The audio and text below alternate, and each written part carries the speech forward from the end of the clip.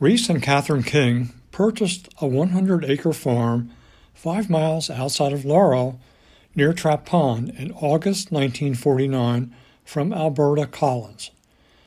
The farm had 2 poultry houses, a barn with a small milking parlor, a corn crib, a smokehouse, a granary, a few acres of pasture and woods, and a typical Sussex County farmhouse, which had no indoor plumbing, no central heat, a leaky roof, and drafty windows. Reese was overjoyed. It was a dream come true after years of planning and saving. Catherine was somewhat skeptical, but yet willing to give it a go.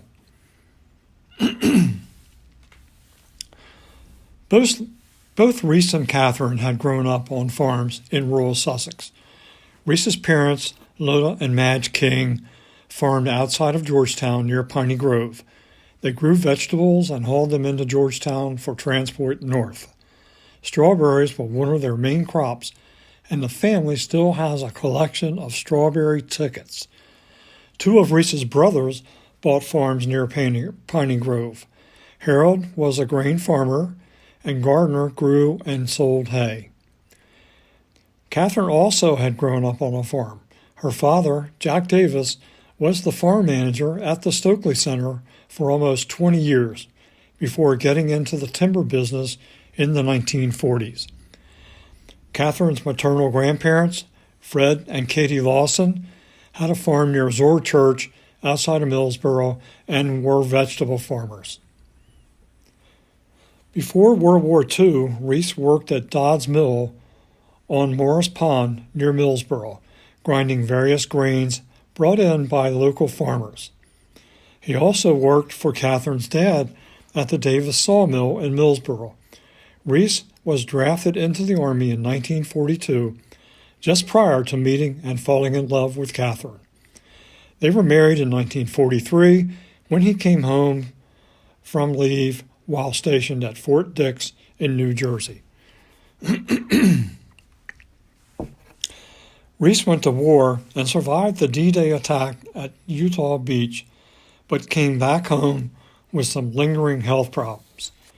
He worked for years at the new DuPont plant in Seaford, but hated working and being inside, not being able to breathe fresh air and not knowing if it was raining or sunny outside. Reese wanted to farm and knew working in the plant was a means to an end. Catherine, in the meantime, had been working for Harry Pack near Dagsboro at his thriving feed company, which was now being boosted by the success of the growing poultry industry. Together, they managed to save enough money, along with some help from the GI Bill and a personal loan from Harry Pack, and were able to purchase their farm. The determined couple built a successful farming operation. They were a team, working side by side, weathering the challenges of farming: droughts, excessive precipitation, record low commodity prices, crop disease, livestock disease, equipment failure, hurricanes, etc. Reese and Catherine always kept that optimistic farmer attitude that next year will be a better year. This little corner of Sussex was a great place to raise a family. It was a tight-knit farming community. There was interdependency on each other to make it from one farm crop season to the next. The community was like an extended family. All the families socialized together, they went to church together, and they supported each other during good times and bad. Reese and Catherine's home was always a favorite neighborhood gathering place. They were active at Trinity Church, teaching Sunday school classes, holding hay rides, and social events for the local teenagers. The first couple of years of farming got off to a rough start. They moved to the farm a few months before their first daughter was born. Shortly after their daughter arrived, Catherine became ill and required surgery, which necessitated full-time nursing care for several weeks. They lost several hogs to disease. The second flock of chickens had a high mortality rate, which resulted in no income. Reese had to have back surgery from a war injury. Catherine's brother Richard was killed in a tragic automobile accident. Reese lost his mother, and Catherine's father became gravely ill. In 1954, Hurricane Hazel leveled half of their poultry houses and destroyed several outbuildings. Corn prices were trading at record lows, and the farm's profit was very narrow. As time passed, things on the farm improved. New poultry houses were added.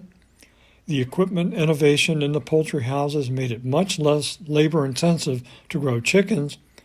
Reese upgraded his planting and harvesting equipment to do custom work for local farmers. They introduced a variety of new crops to their farm operation, such as cucumbers, watermelons, cantaloupes, tomatoes, and peppers. They were able to rent several farms, which helped increase the operation's profitability. The old farmhouse was replaced with a new brick home. Life was good. They were living their dream. Things changed, however, in 1967 when Reese was told by doctors he could no longer farm. All he ever wanted to do was farm, and now what would he do? Pete Benton from Farm Credit let Reese know about an opportunity with a federal crop insurance program being introduced in Delaware. They were looking for a Sussex County agent with farming experience. Reese got the job.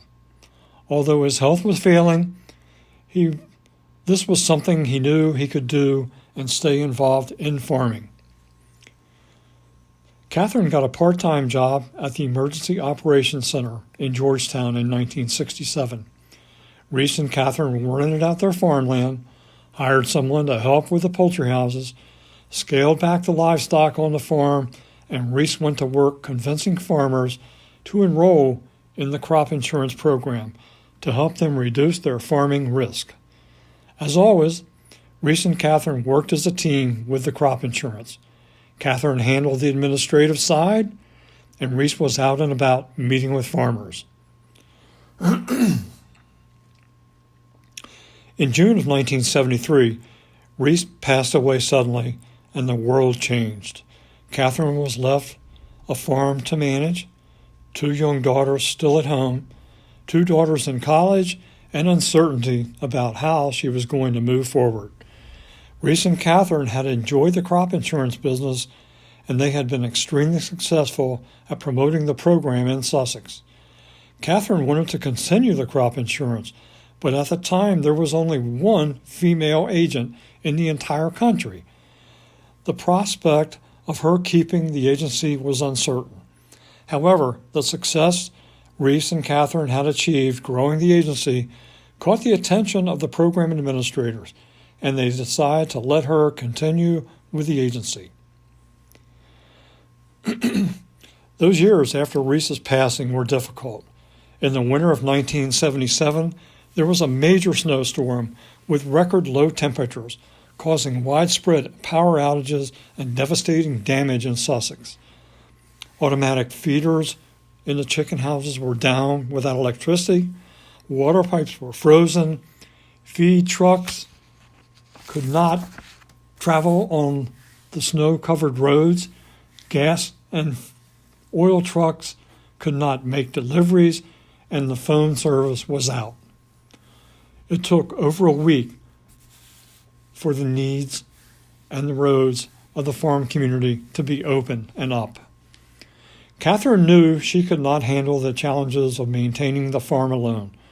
She was working 3 jobs: managing the farm, working at the EOC, and selling crop insurance. She was also active in the Farm Bureau, traveling to monthly meetings and serving on several committees.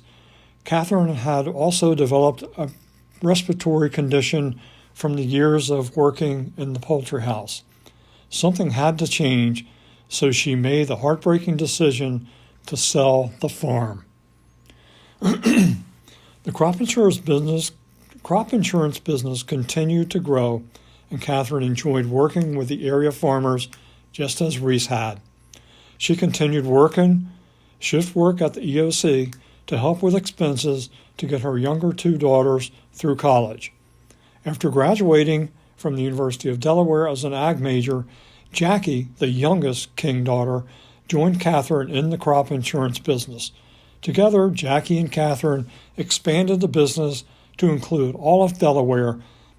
Catherine stayed active in the business well into her 80s.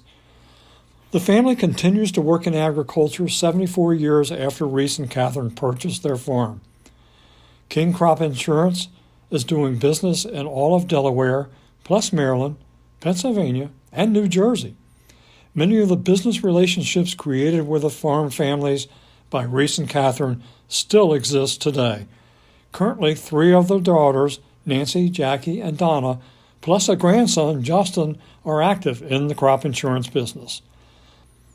A young couple's dream to farm and years of hard work and personal challenge is not unlike the story of so many farm families in Sussex. Farming is an occupation of simple rewards that can fulfill your heart and soul like no other. Every farmer has a story to tell.